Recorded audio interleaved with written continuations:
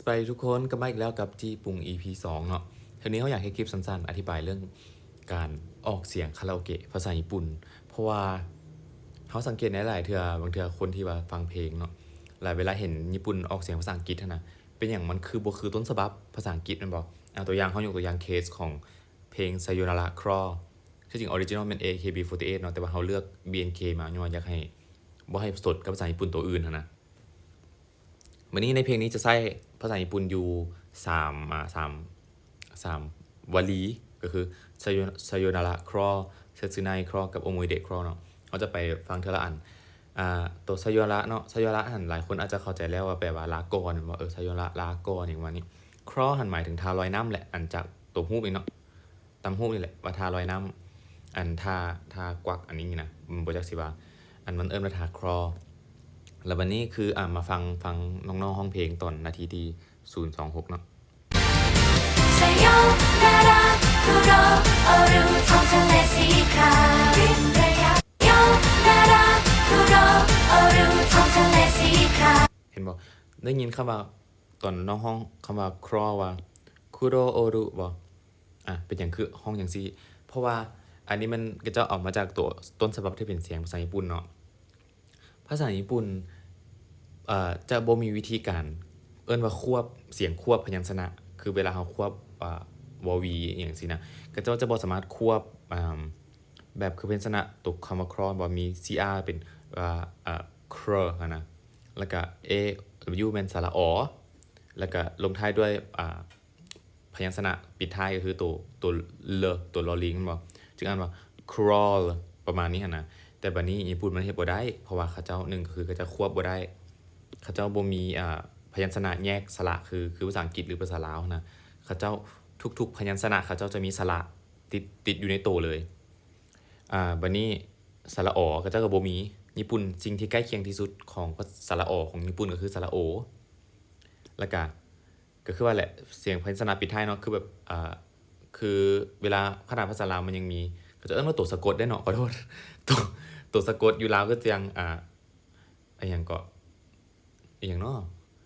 ป่าปอสระอาป่าตัวสะกดก็เป็นเอาสมมุติเอานอนกใส่ก็เป็นว่าปานบอแบะใส่ก็เป็นว่าปาบแม่นบ่อันนั้นเป็นตัวสะกดบ่แต่ว่าญี่ปุ่นหั่นเฮ็ดบ่ได้เพราะว่าเขาเจ้าบ่มีเสียงเดียวๆคือพยัญชนะสระตัวสะกดนะ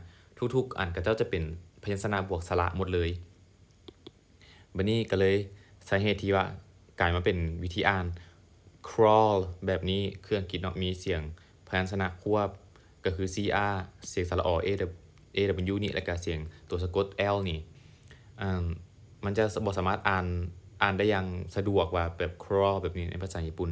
เขาเจ้าจะได้แยกเอาก็คือ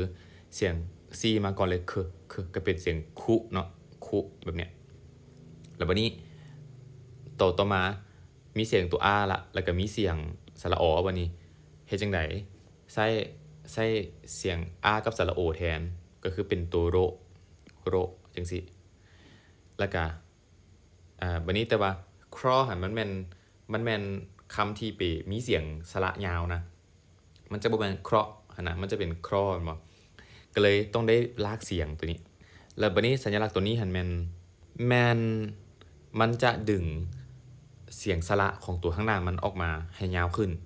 ตัวอย่างคือโรนี่มันก็จะเป็นโรตัวนี้ก็จะเป็นโรใช่นะขั้นตัวนี้ย้ายไปอยู่หลังตัวคุมันจะอ่านว่าคูมันจะเป็นเสียงยาวขึ้นซื่อๆนั่นคือคุณลักษณะของพิเศษของตัวสัญลักษณ์ตัวนี้ก็เลยกลายเป็นคุโรละตอนนี้ได้โรละเหลือ L บัดนี้มันสิใกล้เคียงคำว่า crawl ละแต่ว่าเหลือ L พอกระเจ้าปิดท้ายด้วย L ในเสียงอังกฤษเนาะญี่ปุ่นเฮ็ดจั่งใดญี่ปุ่นใช้ตัวรุมาปิดท้ายแทนเพราะว่าเป็นสิ่งที่ใกล้เคียงที่สุดกับตัวสะกด L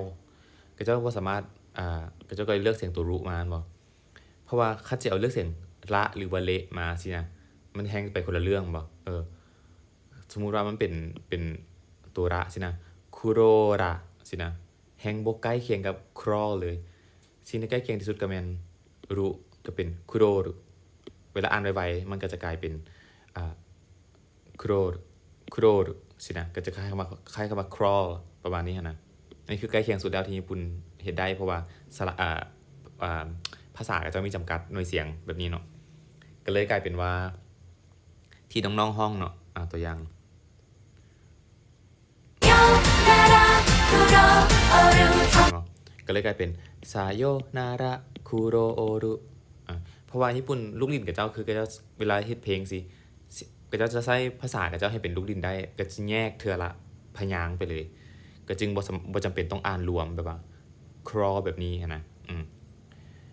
บัดนี้ความหมายไซโยนาระกับเจ้าก็คือแปลว่าลาก่อนเนาะหลายคนน่าจะรู้แล้วก็กลายเป็นว่าทาลอยน้ำทาอันนี้นะทาครอนี่นะแห่งการบอกลาประมาณนี้ไซโยนาระคุโรรุต่อมาเซตซึไนครอ1 นาที 52ไปก่อนประมาณนี้เนาะ คุโรโอ อะไรวะ เจตุไนคุโรโอรุ โอเคเซตซึไนมันอย่างเซตซึไนแปลว่าความรู้สึกที่มันบีบคั้นหัวใจแบบในเรื่องความเศร้าอะนะหมายถึงมันเศร้าจนแบบเจ็บใจเจ็บประมาณนี้นะแล้วก็เลยโอเคความหมายก็จะแปลว่าทาลอยน้ำตัวนี้เนาะทาครอแห่งความเจ็บปวดอย่างประมาณนี้นะวิธีอ่านคือบอกเลยว่าแยกเทือละพยางค์ได้เลยเซซึนาอิแล้วก็คุโรรุตามที่สอนอ่านมาตอนต้นเนาะบัดนี้คือตัวนาอิเห็นบ่เพราะว่าเป็นอย่างเมื่อกี้ยังว่าเซซึไนอยู่เลยญี่ปุ่นก็จะบ่มีสระไอแต่ว่าพื้นฐานของสระไอหันแม่นสระอะบวกสระอิอยู่แล้วเพราะว่าลองตัวอย่างอ่านสระอะกับสระอิควบกันไว้เนาะอะอิไอมันจะเป็นสระไอนะตัวนี้ญี่ปุ่นแยกอยู่แล้วบ่สนค่อยมีเทอละพยางค์เซซึนาอิอ่านได้เลยว่าเซซึไนบ่เซซึไนคุโรรุแล้วก็ต่อมาตัวสุดท้าย4 นาที 07เอาเนี่ยค่อยสิพาไปไว้ได้บ่เนาะได้บ่ โอโมอิเดคุโรโอรุนา เห็นบ่โอโมยเดคุโรรุโอโมยเดครอลเนาะโอเคแยกเทอละพยางค์คือเก่าเห็นบ่โอโมอิเดคุโรรุโอโมยเดแปลว่าความทรงจำโอโมยนี่แม่นความคิดละแล้วก็เดนี่แม่นการออกมานะโอโมยเดแม่นความทรงจำไปหาวิธีเสริมโยงความหมายเอาเองแต่บัดนี้ญี่ปุ่นแยกพยางค์เนาะโมอิบ่โมอิก็เป็นโมยโอโมยเดโอโมอิเดเดอยู่นี่ป่ะคุโรโอรุประมาณนี้